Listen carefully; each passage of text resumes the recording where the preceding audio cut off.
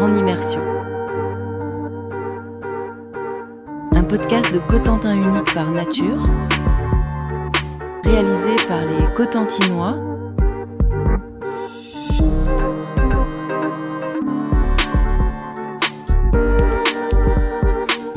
Aujourd'hui, l'Airborne Museum à Sainte-Mère-Église.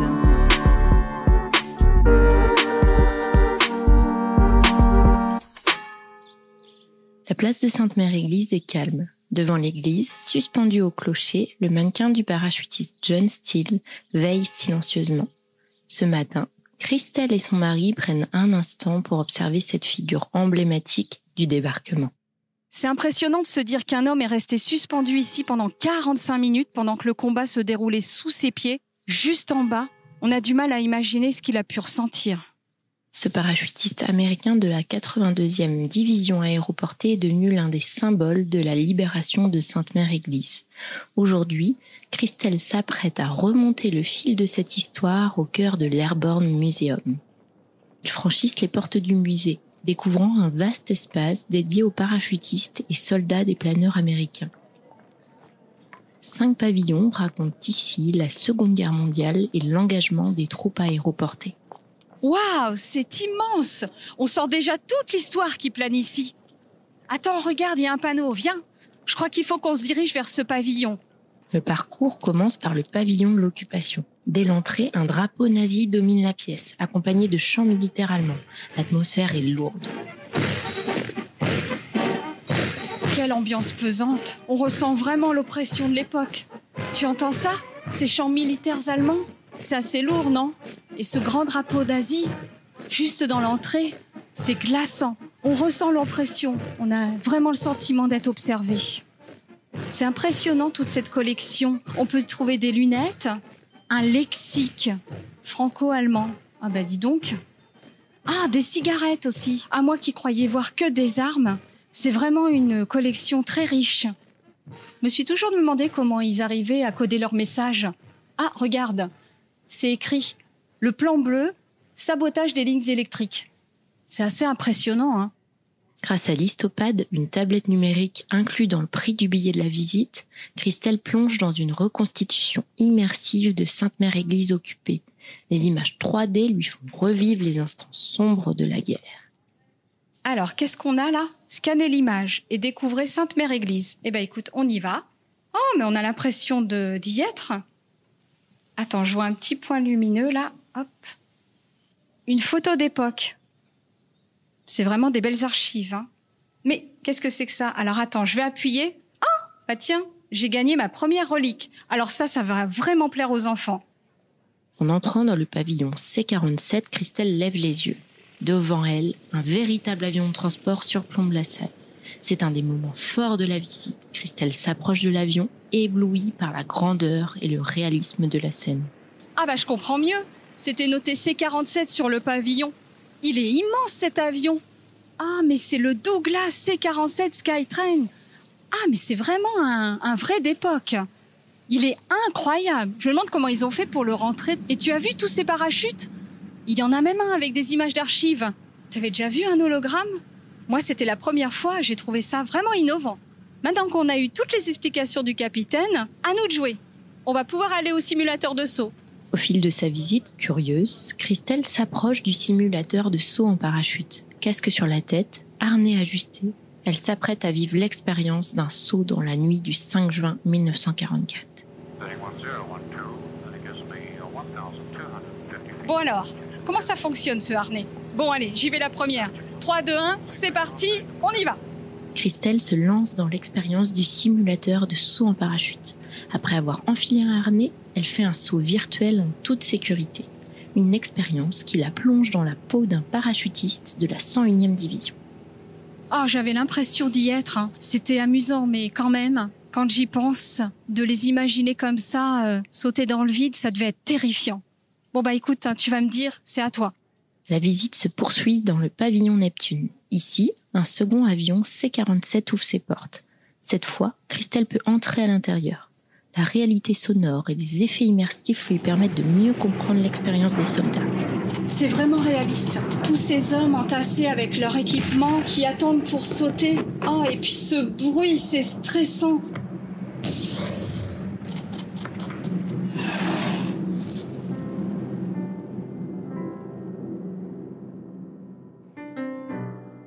À la sortie du pavillon, un film met en lumière une partie souvent méconnue du grand public, les cimetières provisoires. À Sainte-Mère-Église, 3 ont été installés pendant les combats. Christelle est émue. Elle se laisse bercer par la musique et se tourne vers son mari. On oublie souvent les civils. Et là, on voit bien qu'ils ont aidé le personnel militaire à creuser des milliers de tombes. Ils ont dû faire face à des horreurs. Je sais pas ce que ça te fait, mais moi, je suis très émue. Et de savoir qu'à la fin de chaque journée, ces hommes étaient enterrés en urgence, sans vraiment savoir si leur famille les retrouverait un jour. On peut presque sentir leur douleur.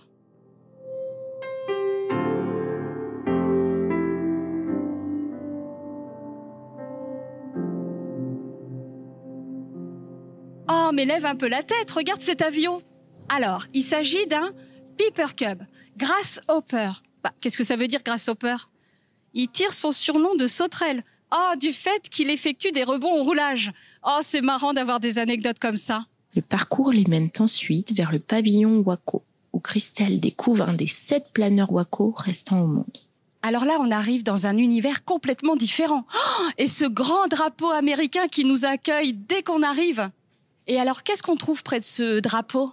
Ah, mais il y a un petit panneau. Alors, on nous explique que Bill est un des pilotes américains de planeurs. Je vais te raconter mes aventures. Alors, suivons-le. Alors, qu'est-ce que nous dit Bill? Je ne sais pas si tu as vu, mais le planeur n'a pas de moteur et doit être tiré par un avion pour voler. Alors dis donc, sachant que Avid, il est à 1,7 tonnes et en charge à 3,4 tonnes, je sais pas comment il faisait pour voler. Tu as une explication? Oh, montre-moi. Alors, une corde de remorquage est reliée à ses 2 extrémités, à l'arrière de l'avion d'une part et à l'avant du planeur. Impressionnant. Et alors attends, pour que les pilotes puissent communiquer entre eux, un câble fixé à la corde est relié à un système intercom. Oh dis donc, le planeur Waco, il est là. Regarde, il est énorme. C'est tellement réaliste. On a l'impression de se retrouver dans la campagne avec ses soldats. Avec l'histopad, elle découvre les portes du temps. Une reconstitution 3D à 360 qui raconte la fabrication et l'utilisation des planeurs américains. Viens, on va faire le tour du planeur. Tiens, il y a une nouvelle porte du temps. Attends, je vais sortir ma tablette.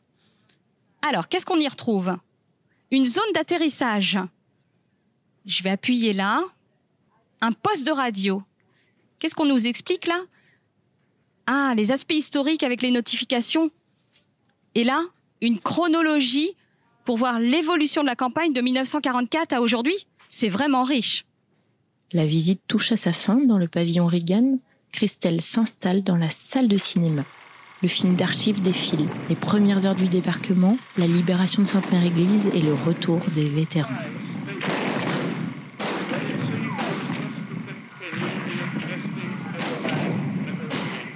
Finalement, ce film, il résume toute l'histoire du débarquement. Tout prend son sens ici, en fait. On a commencé par comprendre les enjeux avant le 6 juin, puis chaque étape du débarquement. Et là, dans ce dernier pavillon, tout s'assemble. Il n'est pas seulement question des combats ou des stratégies militaires, mais aussi le plan humain. Ce que cela signifie pour la population locale, les alliés, les soldats. Avant de partir, Christelle fait un tour à la boutique. Sur une étagère, au milieu des livres, souvenirs et objets, elle aperçoit le fameux criquet. Ce petit boîtier métallique utilisé par les parachutistes pour se reconnaître. Il y a plein de livres, plein d'objets, cartes postales. Un criquet! C'est parfait pour les enfants. La visite de Christelle s'achève. En quittant l'Airborne Museum, elle emporte avec elle des images fortes et une profonde reconnaissance pour ceux qui ont fait l'histoire. Je n'aurais jamais imaginé qu'un musée puisse autant m'émouvoir. C'était une visite fascinante, vraiment. Il faut absolument qu'on revienne avec les enfants. C'est tellement essentiel à transmettre. C'est le devoir de mémoire. L'histoire continue de vivre ici à Sainte-Mère-Église. Le devoir de mémoire se transmet de génération en génération.